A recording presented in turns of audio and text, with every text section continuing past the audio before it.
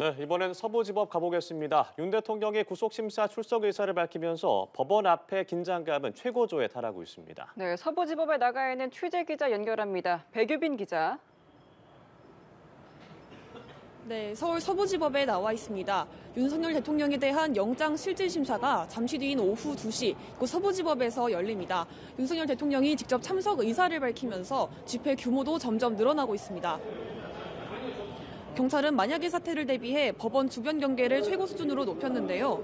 앞서 약 2시간 전쯤에는 법원 정문 앞 집회에 대해 강제 해산 조치에 들어가기도 했습니다. 법원 입구 쪽에서 팔짱을 끼고 인간띠를 만든 채 서 있던 시위대를 한 명씩 끌어냈습니다. 이 과정에서 일부 참가자들이 법원 입구에 눕거나 고성이 오가는 등 경찰과 충돌하는 상황이 발생하기도 했습니다.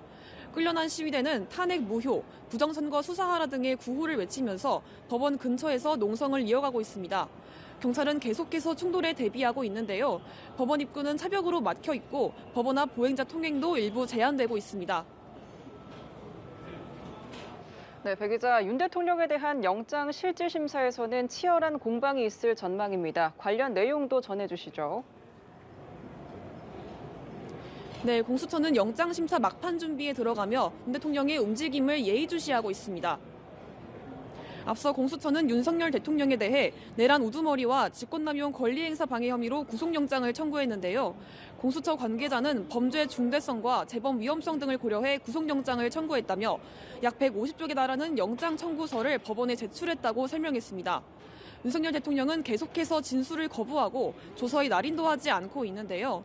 공수처 수사를 거부하던 윤 대통령이 법원에 출석하는 만큼 공수처와 치열한 공방이 이어질 것으로 보입니다. 윤 대통령 측은 비상계엄 선포가 대통령의 헌법적 결단이자 고유한 통치 행위이며 대통령의 비상조치권 행사를 내란 행위로 볼 수 없다는 입장입니다.